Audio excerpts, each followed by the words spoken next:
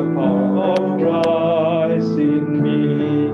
From life's first cry, final breath, Jesus completes my destiny. No power of hell, no scheme of man can ever pluck me from his hand. Till he returns or calls me home, here in the power of Christ I'll stand.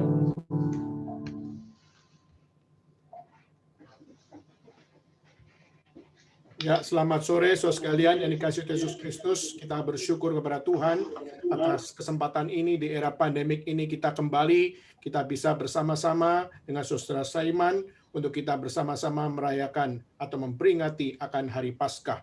Saudara, sejak akhir 2019 sampai pada hari ini kita melihat trending topik dari berita maupun media sosial maupun juga di dalam setiap pembicaraan, baik pembicaraan secara publik maupun secara private, semua banyak sekali membicarakan tentang satu kata, yaitu adalah COVID-19.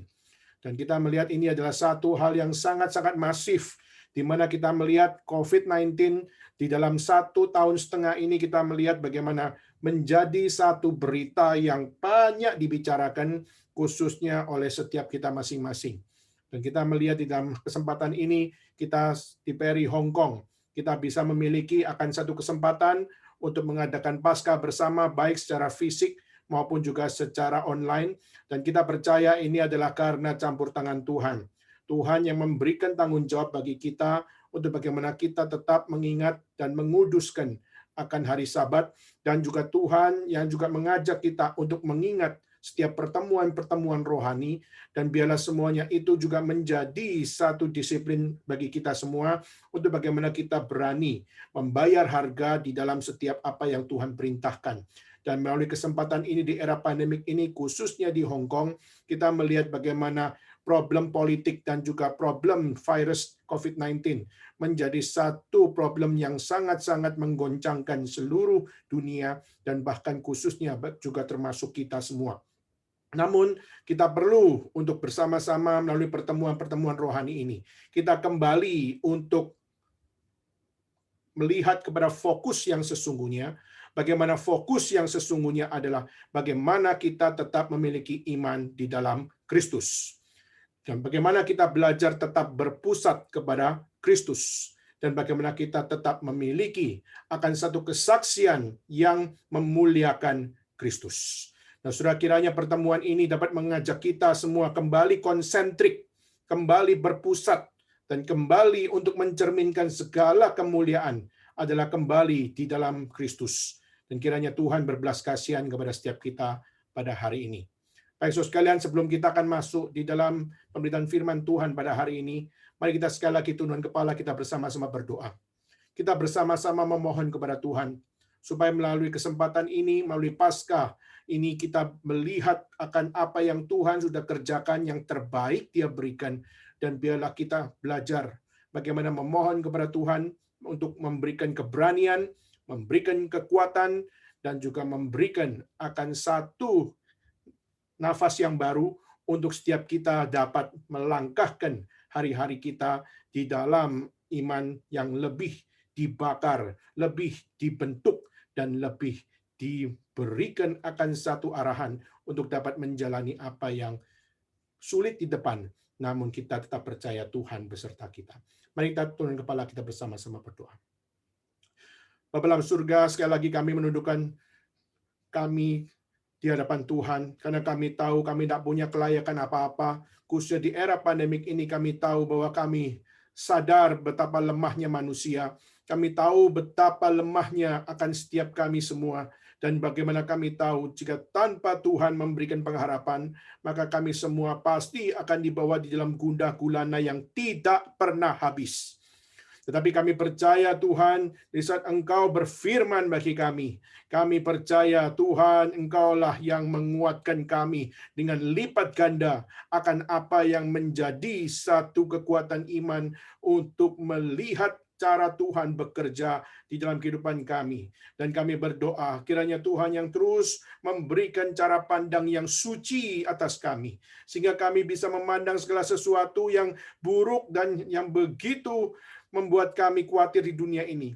Tapi kami dapat berpegang kepada apa yang membuat kami sadar bahwa di dalam Tuhan tidak ada yang perlu dikhawatirkan, karena kami tahu bahwa Tuhan senantiasa menyertai kami. Dan tolonglah kami ya Tuhan, khususnya hari ini kami akan bersama-sama membuka firman Tuhan. Kami akan mau menelaah setiap kebenaran-Mu. Tuhan, berikan kami hati yang takut akan Tuhan.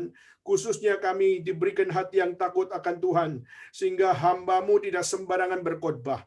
Dan biarlah Tuhan yang memberikan hati yang takut akan Tuhan kepada kami semua, sehingga kami semua yang mendengar firman Tuhan, kami diberikan ketaatan untuk meresponi apa yang benar di dalam firman Tuhan. Biarlah Tuhan, Roh-Mu yang kudus memimpin kami.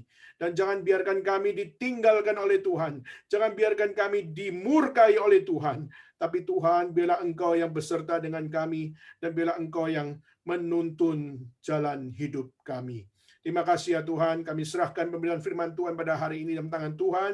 Kami serahkan semuanya di dalam nama Yesus Kristus. Kami bersama-sama berdoa dan mengucap syukur. Amin. Baik saudara sekalian, kita akan membuka satu bagian dalam kitab suci, yaitu kita membuka dalam Roma pasal yang ke-8.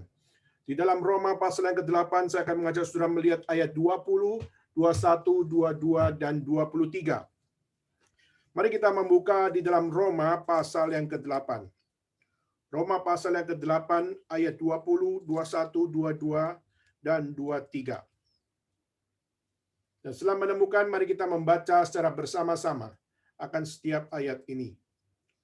Roma pasal 8 ayat 20, 21, 22, dan 23. Setelah menemukan, mari kita baca bersama-sama. 1, 2, 3. Karena seluruh makhluk telah ditaklukkan kepada kesia-siaan, bukan oleh kehendaknya sendiri, tetapi oleh kehendak Dia yang telah menaklukkannya. Tapi dalam pengharapan, karena makhluk itu sendiri juga akan dimerdekakan dari perbudakan, kebinasaan, dan masuk ke dalam kemerdekaan, kemuliaan anak-anak Allah. Sebab kita tahu bahwa sampai sekarang segala makhluk sama-sama mengeluh dan sama-sama merasa sakit bersalin. Dan bukan hanya mereka saja, tetapi kita yang telah menerima karunia sulung roh, kita juga mengeluh dalam hati kita sambil menantikan pengangkatan sebagai anak, yaitu pembebasan tubuh kita. Sekian pembacaan firman Tuhan pada hari ini. Ya, saudara sekalian, kita melihat bagaimana kebangkitan Kristus adalah satu harapan yang diberikan oleh Tuhan kepada kita di saat kita bicara tentang kehidupan kita di seluruh aspek, di mana kebangkitan Kristus adalah satu-satunya yang menjadi satu harapan. Bagaimana ketika manusia jatuh dalam dosa, tidak ada satupun pengharapan yang dapat memberikan akan kemenangan atas setiap apa yang kita hidupi. Maka kita melihat kebangkitan Kristus menjadi pengharapan, karena Kristus adalah penggenapan janji Tuhan, yaitu Tuhan akan memberikan keselamatan melalui akan Mesias, melalui akan juru selamat, dan juru selamat itu dihadirkan di dalam satu nama, yaitu adalah Yesus Kristus. Maka kita melihat di dalam era pandemik ini, seringkali COVID-19 memberikan kegelisahan, memberikan kekhawatiran, karena puluhan juta korban berjatuhan di seluruh dunia. Nah, saudara, seolah-olah kita hari ini begitu takut, begitu khawatir, sehingga kita seperti tinggal tunggu waktu kapan kematian tiba pada kita. Saudara, di dalam keluarga saya sudah ada 2 orang yang terkena akan COVID-19 dan meninggal. Dan kita melihat inilah sesuatu hal yang sungguh-sungguh membuat manusia khawatir, membuat manusia gelisah. Dan di dalam setiap iman kepercayaan mereka, kita melihat dengan adanya COVID-19 ini, tidak sedikit mereka yang percaya kepada Tuhan, mereka tidak lagi melihat pengharapan Kristus menjadi pengharapan yang memenangkan jiwa mereka. Khususnya kita melihat dengan apa yang terjadi dengan puluhan juta mereka yang meninggal dunia dan terjangkit, dan juga begitu banyak dari mereka yang kehilangan akan hidup.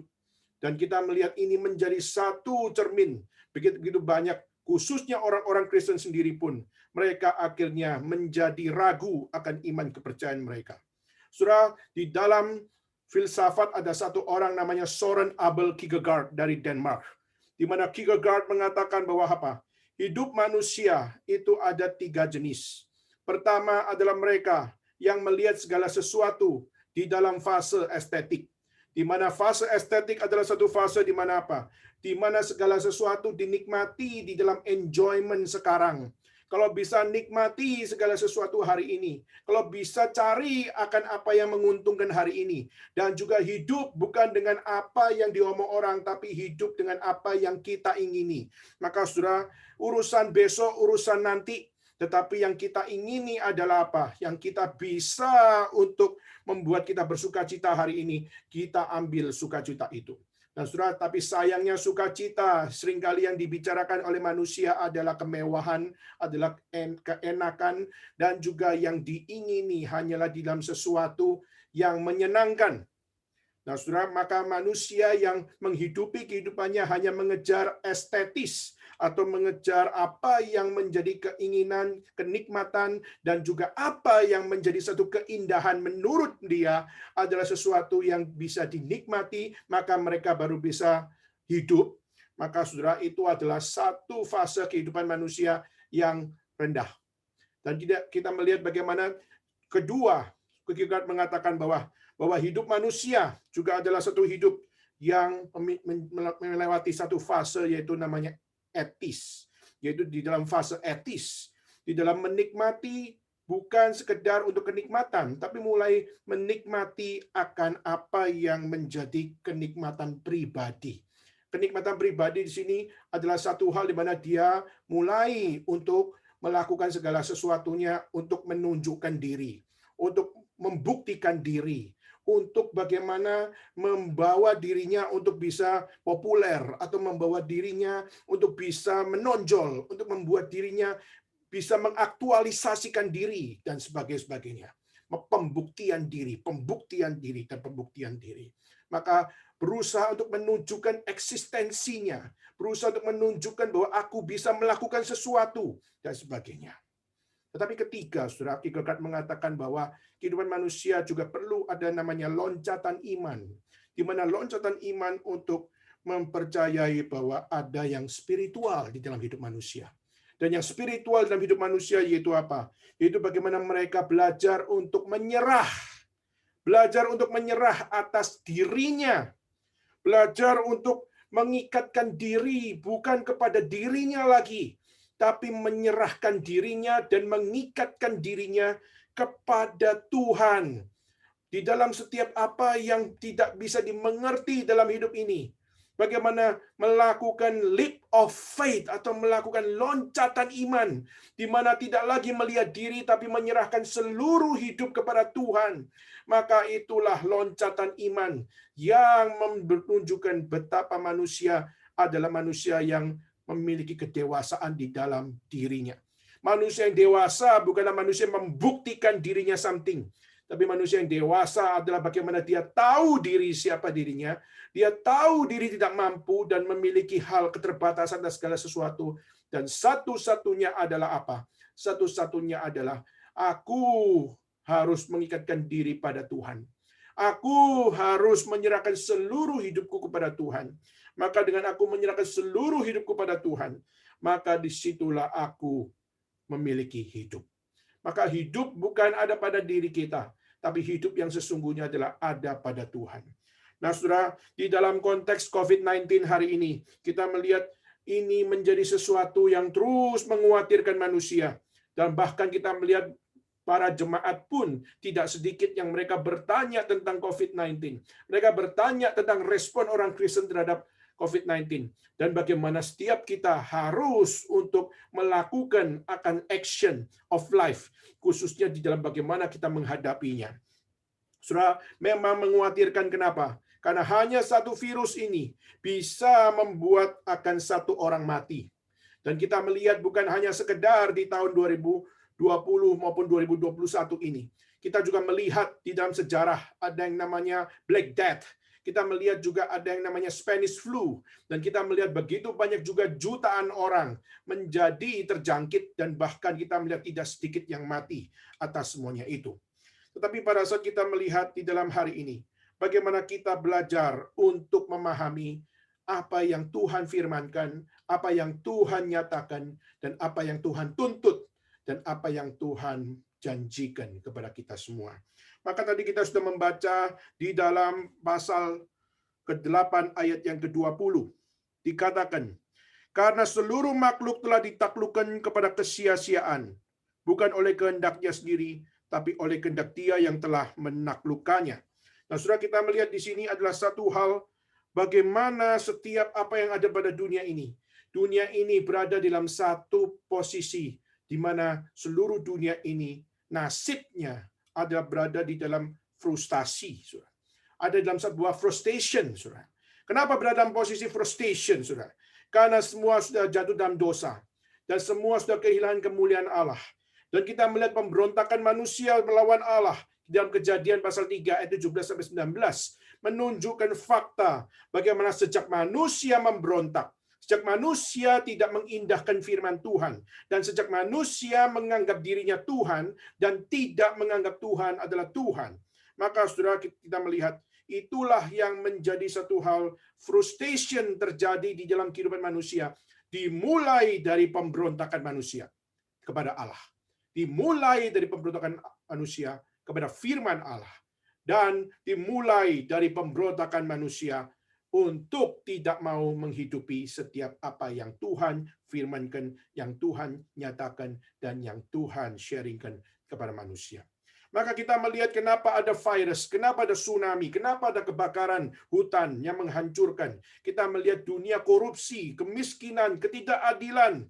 Kita bisa katakan semua problematik ini adalah satu problematik yang real dalam kehidupan manusia, tetapi kita semua seharusnya memiliki jawaban yang sama, bahwa kenapa semua itu bisa terjadi karena pemberontakan manusia terhadap Allah. Maka setiap problem yang ada dalam seluruh yang ada di dalam muka bumi ini sebenarnya adalah satu problem yang dimulai dari pemberontakan manusia terhadap Allah. Maka dosa mengubah segala sesuatu di dalam kehidupan manusia. Manusia yang seharusnya tidak mengindahkan dosa dan manusia yang seharusnya tidak mengutamakan dosa, tapi justru kita melihat sejak Adam dan Hawa jatuh di dalam dosa. Maka disitulah pemberontakan manusia dimulai melawan Allah. Dan kita melihat seluruh tatanan, seluruh kehidupan di dalam dunia ini, di dalam peradaban demi peradaban, kita melihat kerusakan terjadi adalah karena dosa manusia. Nah, saudara, saya pernah pelayanan di Samosir, dan di situ kami melihat akan satu lembah gunung yang begitu indah, di mana danau Samosir itu adalah dikelilingi oleh lembah yang begitu indah, gunung, hutan yang begitu indah. Tetapi pada saat kami tiba di sana, di dalam beberapa hari saja, kita melihat di satu lembah di mana yang seharusnya berwarna hijau dengan pohon-pohon yang begitu rindang, tiba-tiba kami melihat semuanya penuh dengan asap. Dan kami melihat bagaimana di hutan-hutan itu penuh dengan api. Dan kami melihat akan gosongnya akan tanah, dan kami melihat bagaimana warna berubah. Yang awalnya waktu 4 hari yang lalu, kami melihat begitu indahnya di dalam warna hijau yang penuh rindang. Tapi akhirnya kami melihat bagaimana dari seluruh akan lembah tersebut, ada yang mengeluarkan asap, dan warnanya menjadi hitam, dan penuh dengan kecoklatan, dan juga penuh dengan asap, dan juga penuh dengan satu hal, kerusakan ekologi yang terjadi. Dan waktu kita melihat betapa sayangnya, bagaimana semua itu akhirnya menjadi satu pemandangan yang hancur. Dan waktu itu saya bersama dengan mantan akan wali kota yang ada di sana, dan waktu saya tanya, kenapa itu bisa terjadi? Maka dia mengatakan, ini adalah ulah dari orang-orang yang tidak bertanggung jawab. Inilah ulah dari pemerintah yang rela disuap oleh para bisnismen, dan juga ini adalah karena ulah bisnismen yang serakah, yang dimana itu bukan wilayah untuk bisnis, tapi itu adalah wilayah yang dilindungi oleh negara. Tapi justru daerah yang dilindungi oleh negara justru adalah daerah yang akhirnya dijadikan akan hal di mana bisnismen mengambil tempat di situ. Maka waktu kita melihat di sini, itulah yang terjadi. Ketidakadilan terjadi. Kita melihat kerusakan lingkungan terjadi. Lalu kita melihat bagaimana akan hal, bagaimana korupsi terjadi. Dan semua itu kalau kita melihat, semua dimulai dari mana? Semua dimulai dari manusia yang memulai frustration, yang memulai akan satu hal, bagaimana segala sesuatu tidak pada tempatnya. Maka saudara, when humanity menjadi keadaan seperti ini, semua kita harus tahu bahwa ini adalah bukan karena salah mereka saja, tapi ini juga adalah salah dari apa yang ada pada diri manusia, yaitu adalah manusia mencintai dosa. Dan kita melihat kenapa ciptaan mengalami begitu banyak kehancuran. Ciptaan terjadi akan mengalami kehancuran. Bukan karena apa yang mereka lakukan, tapi apa yang ada dalam hati mereka. Di mana manusia adalah ciptaan yang dikatakan sungguh amat baik, tapi juga yang sungguh amat baik justru yang merusak kebaikan itu sendiri. Maka itulah kenapa sudah di dalam ayat 21 dikatakan, tapi dalam pengharapan, karena makhluk itu sendiri juga akan dimerdekakan dari perbudakan-perbudakan dan masuk ke dalam kemerdekaan kemuliaan anak-anak Allah. Maka saudara, humanity and creation and creatures yang sudah jatuh di dalam dosa, maka di situ tidak ada lagi kemuliaan Tuhan. Di mana pada saat mereka jatuh di dalam dosa, kemuliaan Tuhan sudah tidak terpancar. Kemuliaan Tuhan sudah tidak lagi menjadi akan kesaksian yang baik di dalam diri mereka. Maka creation and humanity begitu rusak sampai pada zaman ini. Kita melihat kerusakan itu terjadi kenapa? Karena mereka sudah tidak lagi peduli tentang Tuhan, mereka juga tidak peduli dengan kemuliaan Tuhan.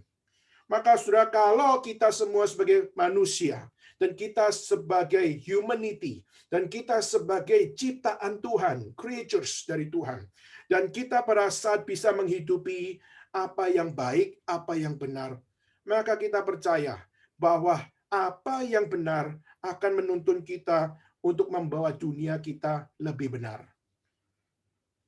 Ketika saudara dan saya sebagai manusia, sebagai ciptaan Tuhan, dan juga sebagai akan humanity, di saat kita kembali kepada sumber yang benar, kita menghidupi sumber tersebut, dan kita menjalankan apa yang ada pada sumber tersebut, maka kita percaya bahwa apa? Bahwa kesaksian dan juga perjuangan dan hidup kita semua, kita akan membawanya kepada segala sesuatu di dalam apa yang benar sesuai sumber.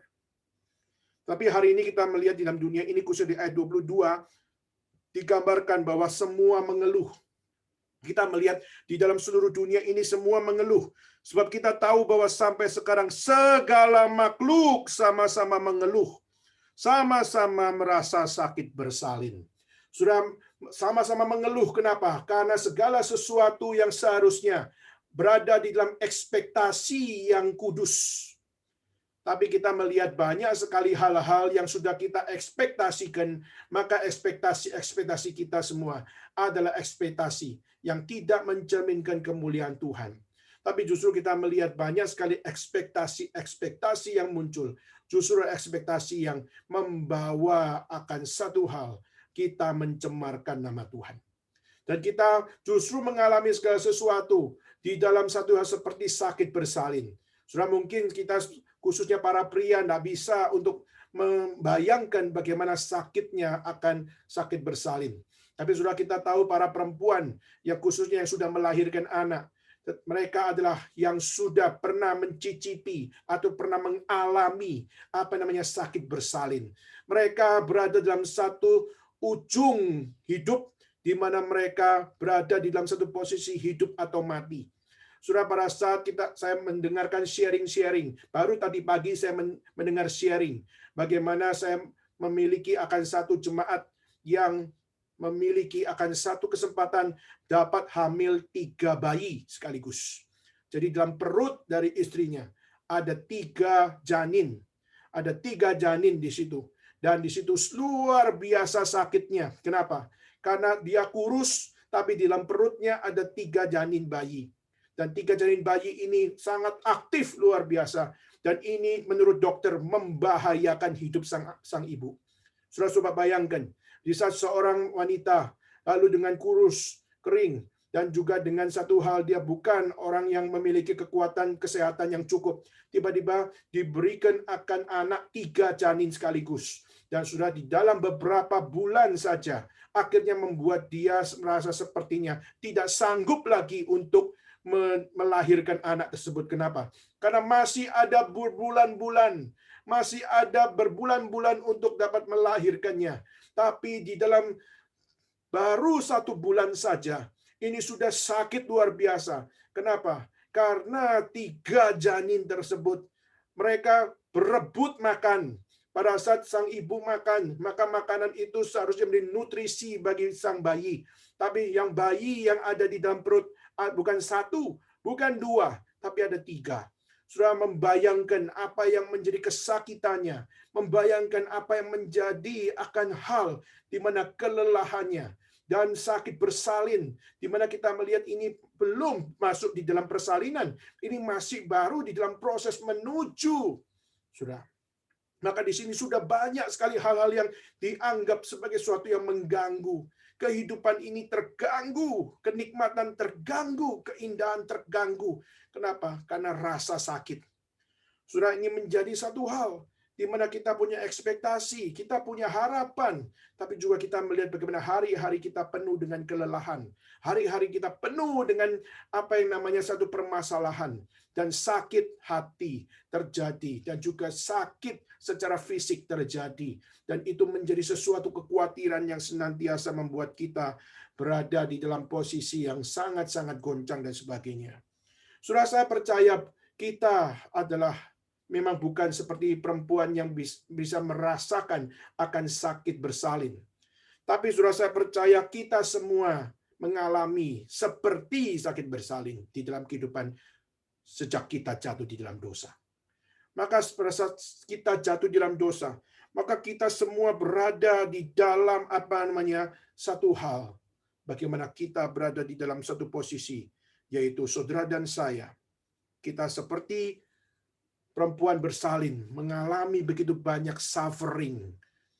Dan kita juga mengalami begitu banyak akan apa yang namanya satu hal, yaitu kita mengalami hari-hari penuh keluh kesah. Saudara, bukankah di dalam kesempatan ini, di dalam era pandemik ini, kita banyak mendengar keluh kesah? Saya khususnya dalam 1,5 tahun ini, saya banyak mendengar akan banyak jemaat-jemaat yang men-sharingkan apa yang mereka jalani dalam hari-hari mereka di era pandemik.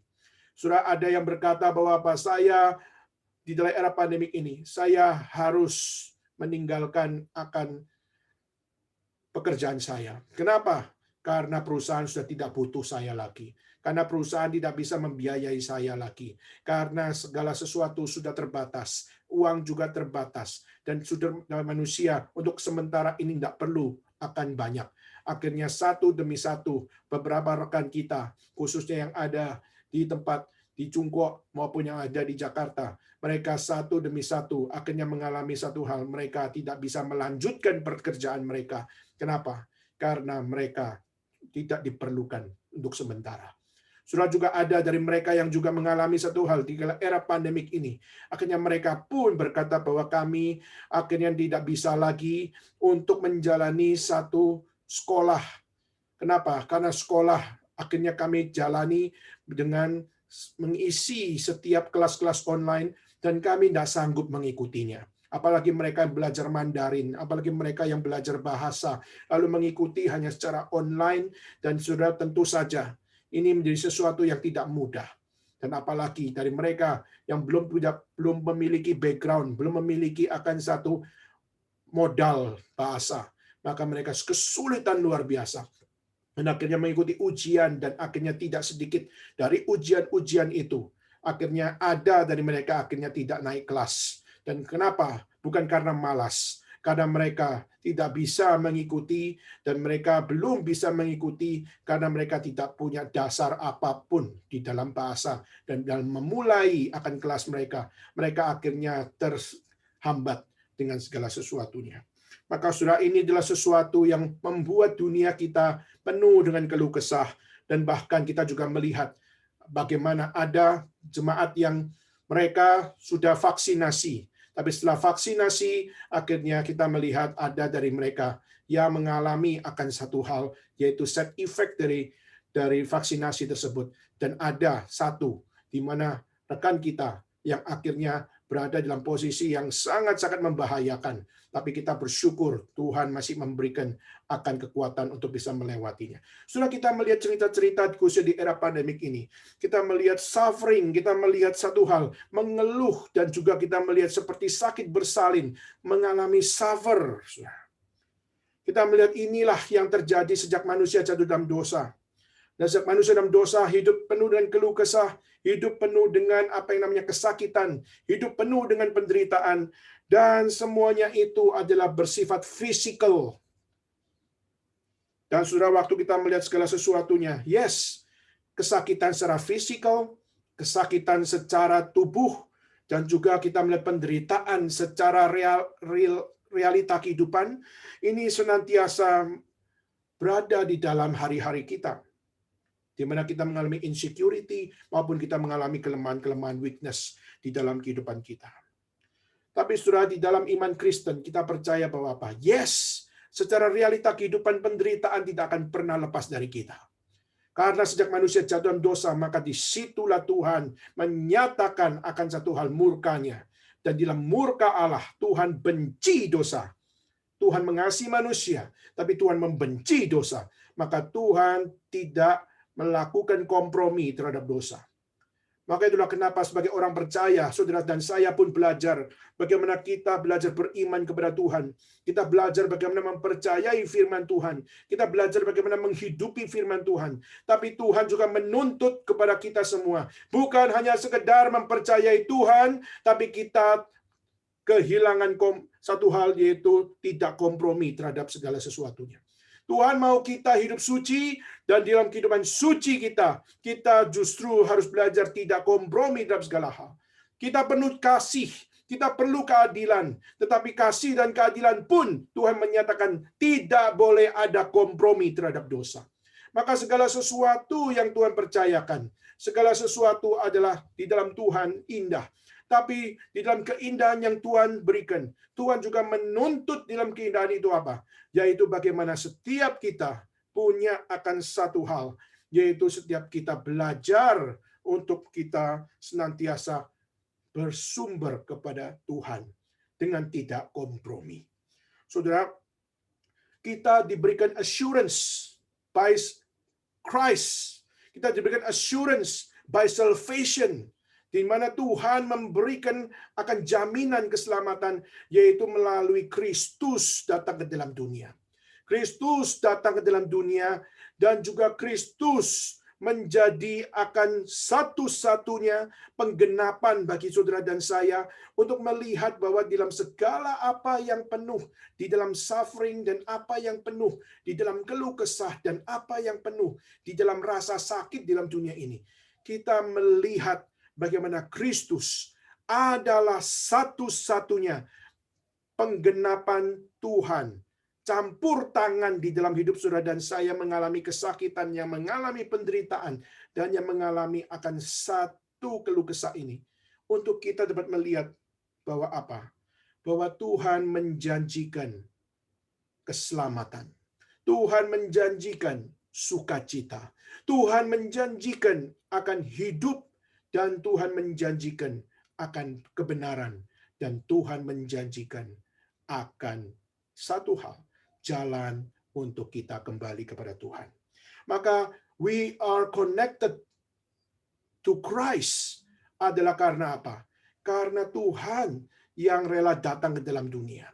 Dan kenapa kita bisa connected to Christ adalah karena Tuhan yang merelakan dirinya untuk datang dan memberikan nyawanya untuk saudara dan saya, bisa untuk tidak lagi untuk melihat penderitaan kita menjadi sesuatu yang merebut sukacita kita di dalam Tuhan.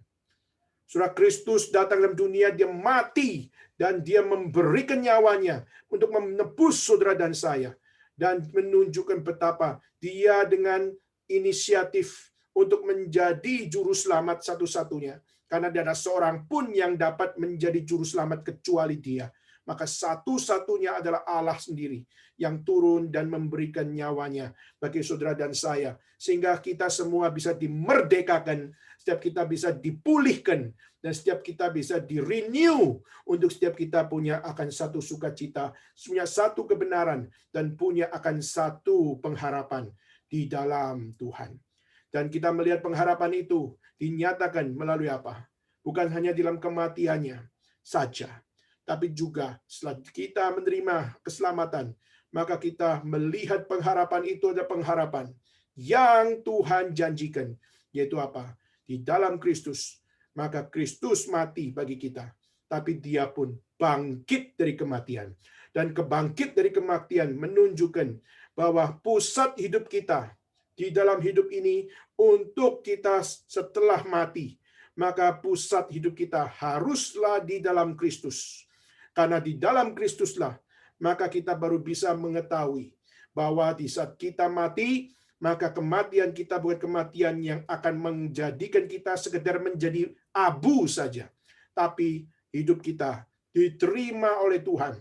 Hidup kita kembali kepada hadirat Tuhan. Dan setiap kita diberikan tempat oleh Tuhan. Dan kita diberikan akan hidup yang kekal. Maka saudara, itulah kenapa pada saat we are connected to Christ, maka kita akan dapat mencicipi apa yang namanya satu hal, yaitu the first fruit yang Tuhan berikan. Untuk apa? Untuk kita bisa hidup di dalam Tuhan. Dan kita hidup di dalam Kristus. Maka di dalam Kristus kita hidup, maka tidak ada lagi keluh kesah. Meskipun dalam dunia ini keluh kesah tetap ada, tapi kita tahu keluh kesah adalah secondary.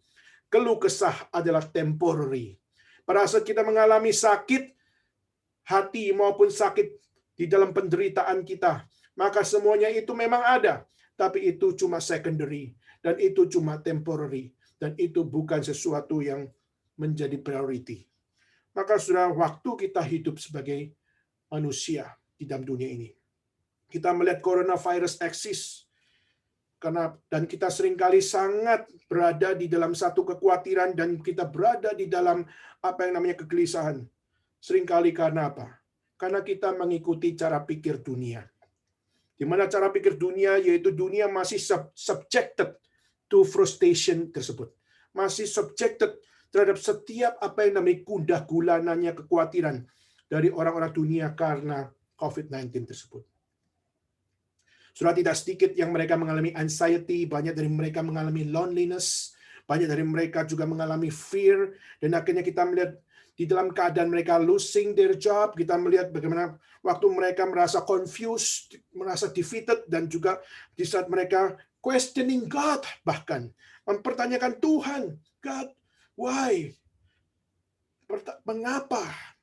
Dan mengapa semua ini terjadi?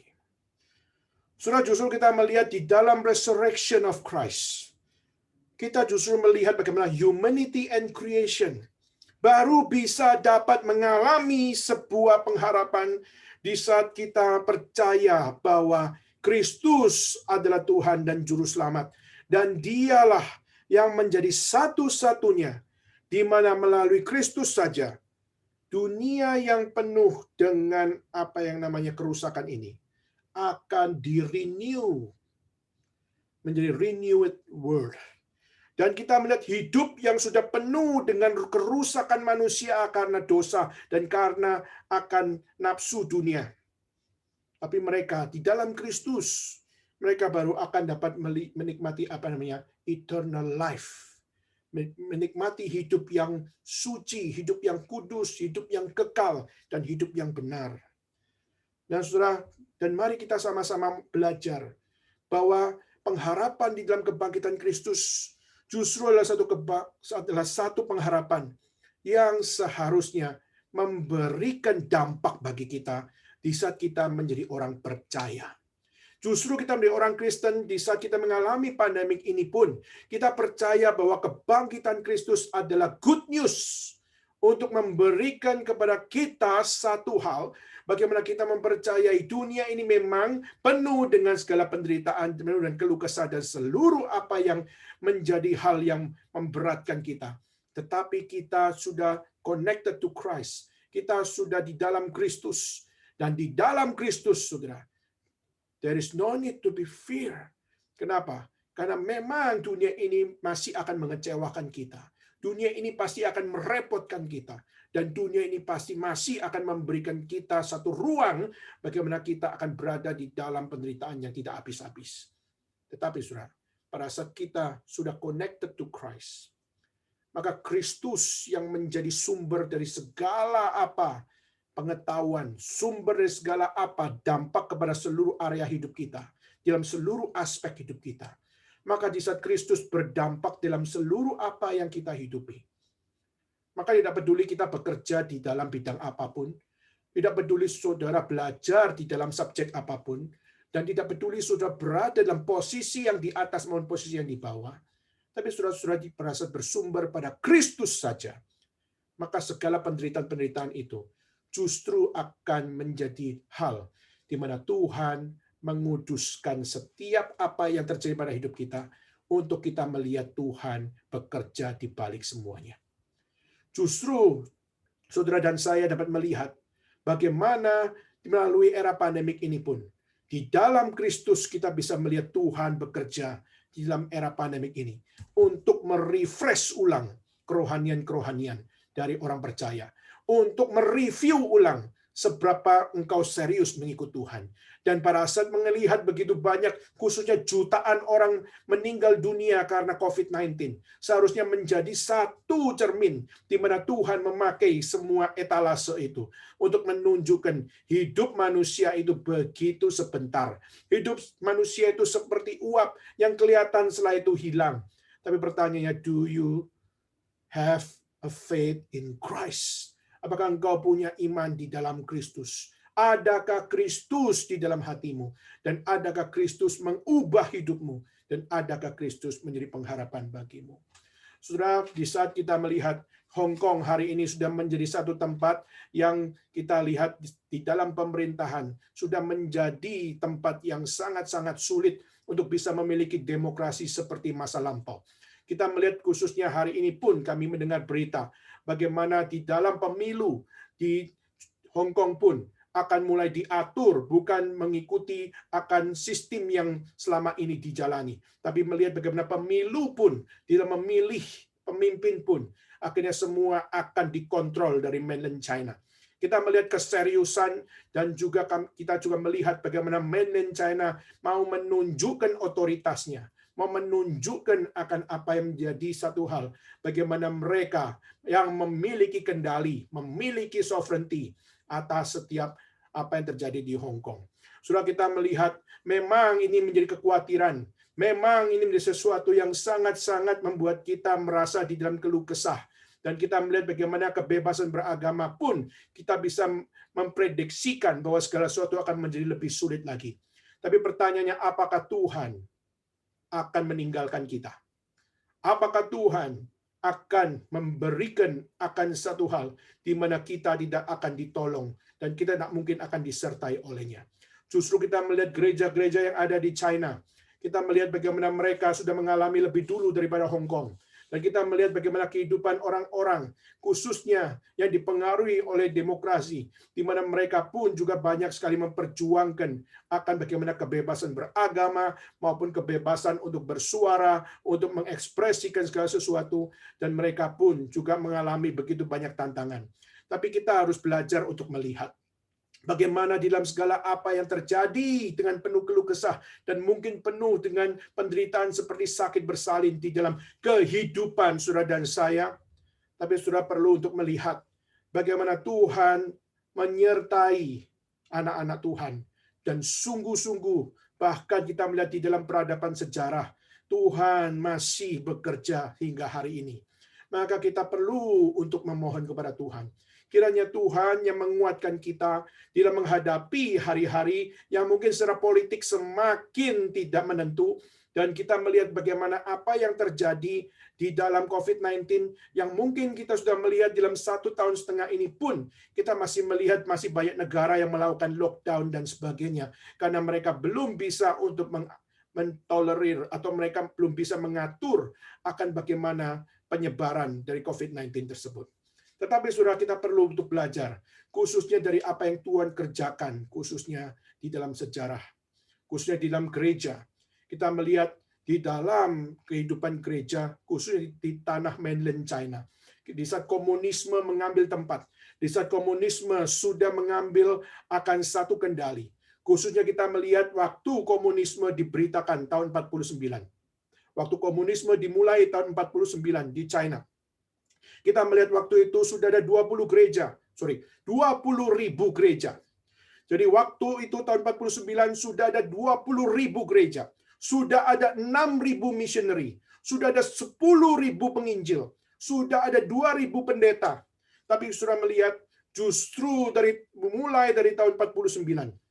Kita melihat bagaimana gereja mulai dihancurkan. Gereja mulai diobrak-abrik. Dan kita melihat bagaimana gereja mulai dipersulit. Dan bahkan sampai hari ini pun, kita masih melihat pemerintah melakukan penyulitan terhadap gereja-gereja. Tapi sudah coba perhatikan, tahun 49, waktu komunis dimulai establish. Di situ 20 ribu gereja sudah ada. 6.000 missionary sudah ada. 10.000 penginjil sudah ada. 2.000 pendeta sudah ada. Tetapi saudara, di sini pemerintah China mengatakan bahwa apa? Bahwa semua ini harus dihancurkan. Maka sudah perhatikan, 49 komunisme di-establish. Dan tahun 59, semua gereja ditutup. Tidak ada satupun gereja yang dibuka, kecuali beberapa gereja yang dikuasai oleh pemerintah. Dan disitulah dimulai apa namanya established church. Maka dalam 10 tahun saja, 20 gereja ditutup. Di dalam 10 tahun saja, 6.000 missionary diusir. Dan di dalam 10 tahun saja, 10.000 penginjil ditangkap. Dan dalam 10 tahun saja, 2.000 pendeta dijadikan akan pembantu atau dijadikan mengosek WC, maupun juga disiksa dan masukkan di dalam tahanan rumah dan sebagainya. Sudah kita melihat hanya dalam 10 tahun saja, akhirnya kita melihat kekristenan menjadi penuh dengan kesulitan, mengalami akan begitu banyak penderitaan, mengalami begitu banyak di mana mereka tidak punya lagi kemerdekaan. Sudah, maka kita melihat sampai tahun 66, kita melihat revolusi kebudayaan. Akhirnya kita melihat begitu banyak orang Kristen yang diperlakukan dengan sangat tidak adil. Sampai akhirnya kita melihat banyak sekali orang Kristen yang bunuh diri waktu itu. Kenapa? Karena mereka merasa tidak seharusnya kami diperlakukan seperti ini. Kami percaya pada Yesus, tapi kenapa kami ditekan terus-menerus? Dari tahun 49 sampai 66, kami terus ditekan dengan habis-habisan. Dan kami ditekan dengan penderitaan yang mereka sengaja, bahkan dengan kejam luar biasa. Saudara, waktu saya membaca sejarah gereja ini, saya mau nangis. Kenapa? Karena perjuangan orang Kristen sangat tidak mudah, sampai goncang iman, sampai akhirnya melakukan bunuh diri, yang kita semua tahu bahwa bunuh diri adalah sesuatu yang tidak diizinkan. Karena itu adalah satu hal bukan kedaulatan manusia untuk dapat mengakhiri hidupnya. Karena hidup adalah dari Tuhan. Maka seharusnya yang dari Tuhan adalah untuk Tuhan, bagi kemuliaan nama Tuhan. Tuhan yang ambil. Maka di situ barulah kita tidak playing God di situ. Sudah, kita seringkali melihat hal-hal seperti ini. Dan membaca sejarah seperti ini, kita merasa bahwa keluh kesah seperti sakit bersalin sungguh-sungguh real dalam kehidupan orang beragama, bahkan di dalam kehidupan orang-orang bergereja. Tidak ada demokrasi, tidak ada kebebasan dan sebagainya. Tapi saudara, saya sangat kagum akan pekerjaan Tuhan. Kenapa? Karena dimulai dari tahun 70, kita melihat bagaimana satu orang akhirnya memberanikan diri berkeliling kampung, berkeliling kota untuk mengatakan apa? Mari kita bangkit. Mari gereja bangkit. Mari gereja berdoa. Mari gereja memberitakan Injil. Mari gereja kita mulai lagi dari nol. Mari kita habis-habisan. Mari kita gila-gilaan. Kita melakukan pekerjaan Tuhan. Dunia terlalu luas. Maka kita harus rajin untuk memberitakan Injil. Dunia terlalu panjang dan lebar. Kasih Tuhan masih dinyatakan. Maka siapa yang mau pergi untuk memberitakan kasih Tuhan? Maka di situ dinyatakan bahwa apa? Ini saya. Maka saya keliling kampung dan berkata, siapa yang mau pergi? Ayo kita berdoa. Ayo kita melayani. Ayo kita merintis kembali gereja. Dan mari kita memberitakan Injil. Saudara, dan tahun 70, di situ di waktu 20 gereja sudah punah. Di waktu 6.000 misioneri sudah dipulangkan. Setiap 10.000 penginjil sudah tidak tahu nasibnya di mana. Dan 2.000 pendeta sudah banyak dari mereka jadi martir. Di dalam keadaan seperti itu, seakan-akan tidak ada pengharapan. Tapi sudah tahun 70, lalu dimulai juga dengan kematian dari Mao Zedong.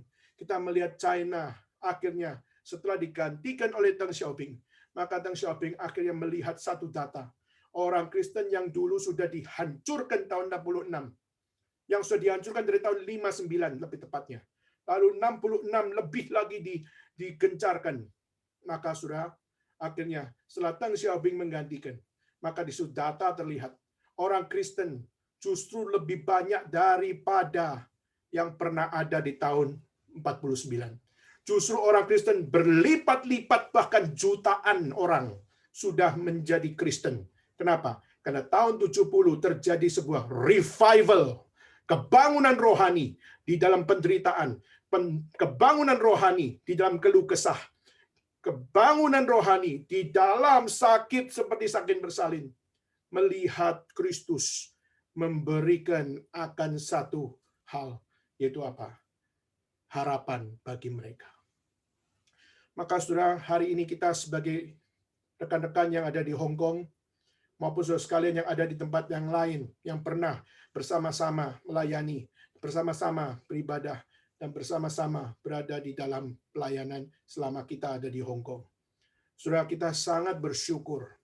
Meskipun akhirnya kita melihat di dalam situasi pelayanan kita, khususnya pandemik, sehingga kita tidak bisa bebas lagi berbaktian karena faktor di mana kita harus menjaga prosedur, dan kita juga perlu juga memperhatikan segala sesuatunya, yaitu apa? Bagaimana kita supaya tidak menjadi carrier bagi orang lain.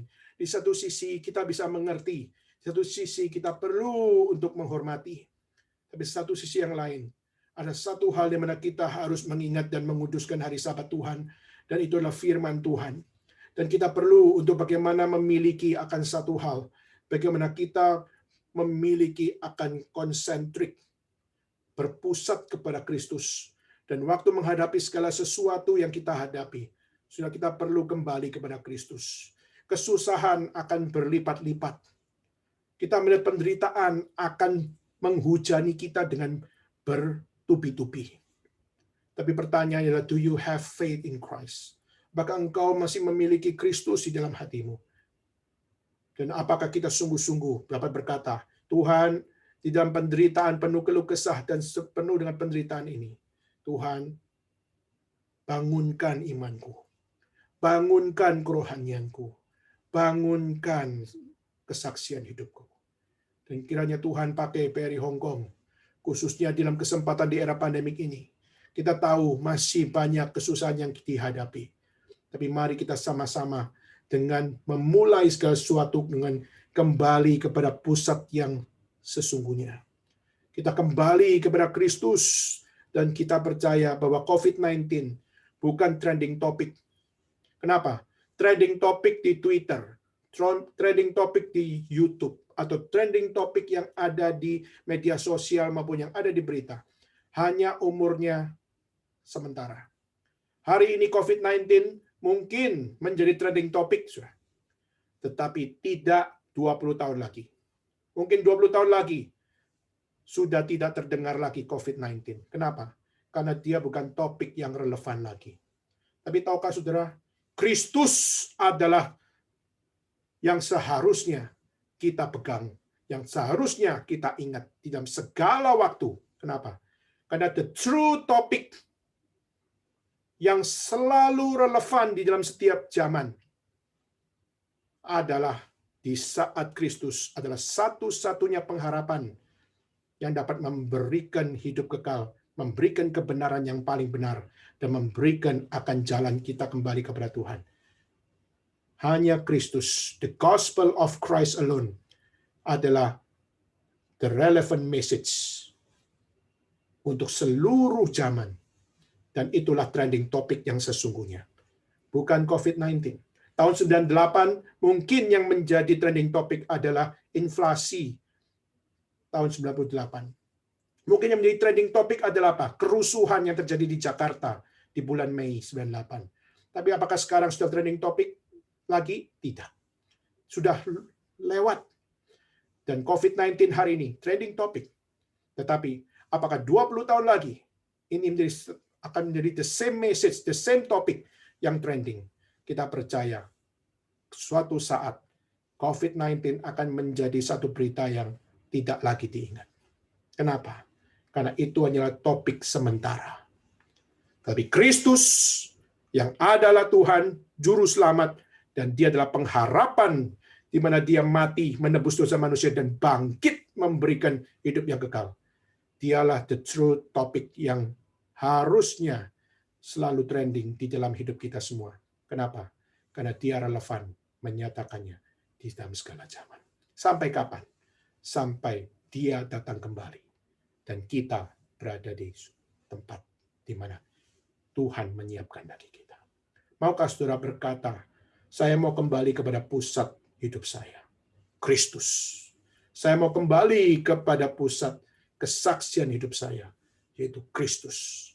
Maka kiranya Tuhan membulatkan hatimu dan memberikan refresh kepada kita, memberikan akan burning fire kepada kita, sehingga kita dapat melihat segala keluh kesah ini. Air mata mungkin tertetes, tetapi air mata tertetes tidak mengubah imanku di dalam Kristus. Kiranya Tuhan memberkati kita semua, kiranya Tuhan berbelas kasihan bagi kita semua, dan kiranya Tuhan memberikan pengharapannya bagi saudara dan saya sampai Ia datang kembali. Mari kita bagi berdiri bersama-sama, dan mari kita mengambil sikap berdoa.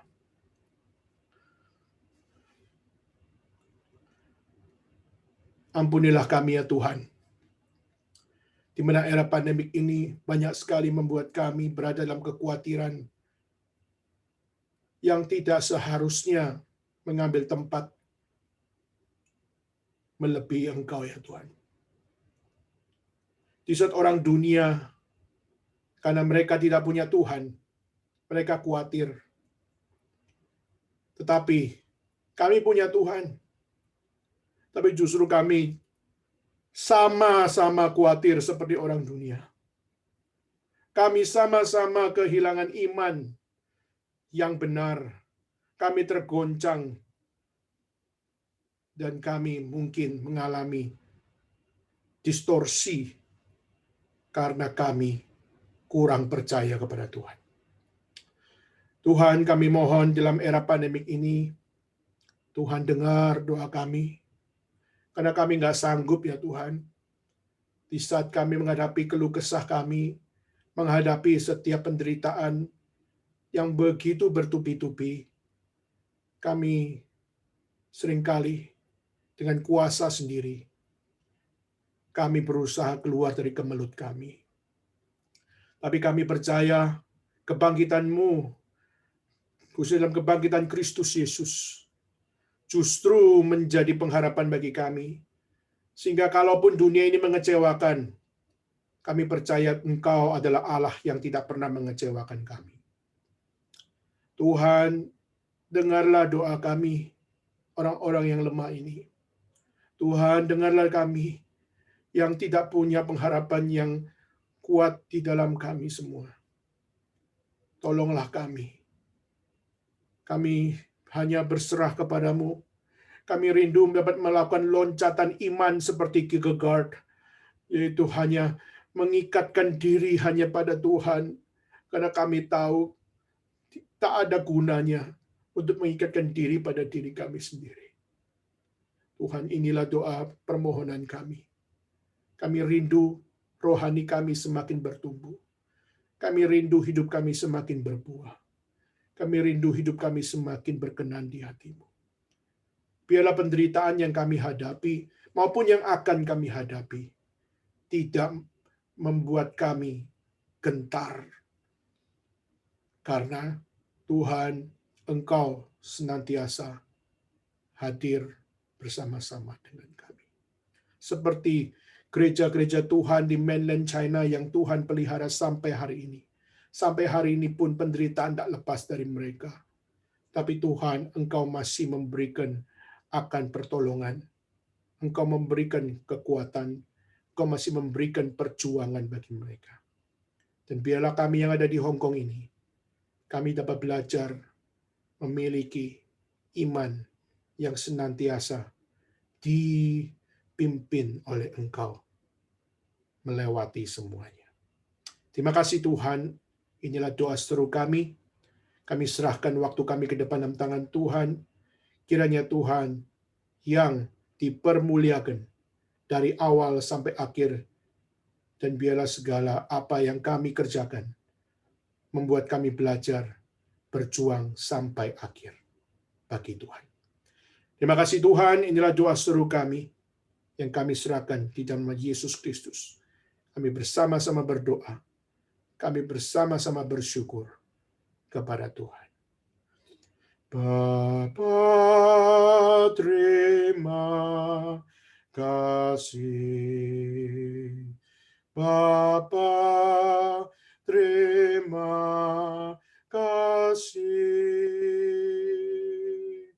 Bapa di dalam surga, puji terima kasih.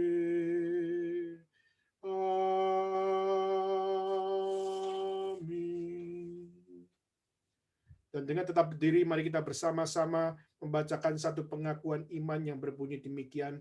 Aku percaya kepada Allah, Bapa yang Maha Kuasa, Kait langit dan bumi, dan kepada Yesus Kristus, Anak yang tunggal Tuhan kita, yang dikandung dari Roh Kudus, lahir dari anak darah Maria, yang berita sengsara di pemerintahan Pontius Pilatus, disalibkan, mati dan kuburkan, turun dalam kerajaan maut, pada hari yang ketiga bangkit pula dari antara orang mati, naik ke surga, duduk sebelah kanan Allah, Bapa yang Maha Kuasa. Dari sana Ia akan datang untuk menghakimi orang yang hidup dan yang mati. Aku percaya pada Roh Kudus, gereja yang kudus dan am, persekutuan orang kudus, pengampunan dosa, kebangkitan tubuh, dan hidup yang kekal. Amin. Dan saudara sekalian, sebelum kita akan masuk di dalam persembahan, saya minta dua rekan kita memimpin di dalam doa, khusus dalam doa respon pada hari ini. Pertama, saya minta untuk Saudara Budi, Bapak Budi, untuk memimpin untuk doa respon yang pertama.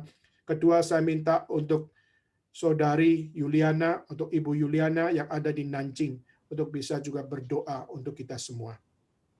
Saya persilakan untuk dua rekan kita ini memimpin doa sebelum kita masuk di dalam persembahan. Bapa dalam surga, mari kita berdoa. Bapa di dalam surga, kami syukur untuk setiap anugerah Tuhan sampai hari ini. Kami masih boleh dengan bebas menanggapi firman Tuhan. Kiranya kami boleh juga memakai kesempatan yang ada untuk menjadi saksi Tuhan, boleh mengabarkan Injil, boleh menjadi berkat buat orang lain. Kami berdoa kiranya Tuhan yang boleh menolong, memberikan kekuatan kepada kami, hingga setiap waktu yang ada boleh kami pakai sebagai suatu kesempatan. Tuhan, kami juga berdoa kiranya Tuhan yang boleh juga membuat hidup kami juga memiliki pengharapan di dalam Kristus yang sudah bangkit, dan kami boleh hidup memuliakan nama Tuhan dalam kehidupan kami sehari, baik kami yang bersekolah mungkin, kami juga yang bekerja, atau kami yang masih kecil. Tuhan yang boleh menyertai, dan Tuhan yang boleh menolong di dalam segala hal. Terima kasih Tuhan. Di dalam nama Tuhan Yesus Kristus kami berdoa dan bersyukur. Amin. Amin. Saudara Yuliana yang ada di Nanjing, silakan untuk berdoa. Mari kita berdoa. Tuhan, terima kasih Engkau masih melihat kami manusia yang berdosa ini. Terima kasih Tuhan, Engkau mengasihi kami. Kami sama sekali tidak layak untuk ada di hadapan-Mu, tapi Engkau adalah Allah yang berbelas kasihan, Allah yang mengasihi kami. Engkau mau datang ke dalam dunia, Engkau mau mati bagi kami. Seringkali kami tidak setia kepada Tuhan. Kami melihat diri kami lebih besar daripada Tuhan. Kami melihat masalah kami lebih besar daripada Tuhan. Kami lupa akan Tuhan. Ampuni kami, Tuhan. Ajar kami, Tuhan, supaya hati kami bisa setia ikut Tuhan. Tolong kami supaya kami bisa mengerti. Perlahan-lahan, karena kedegilan hati kami, bisa mengerti perlahan-lahan akan kasih kebaikan Tuhan, pengorbanan Kristus di atas kayu salib. Dan ajar kami Tuhan, supaya kami bisa setia kepada Tuhan. Waktu kami berjalan keluar daripada jalan Tuhan, bawa kami kembali kepada Tuhan. Terima kasih Tuhan, dalam nama Tuhan Yesus kami berdoa. Amin.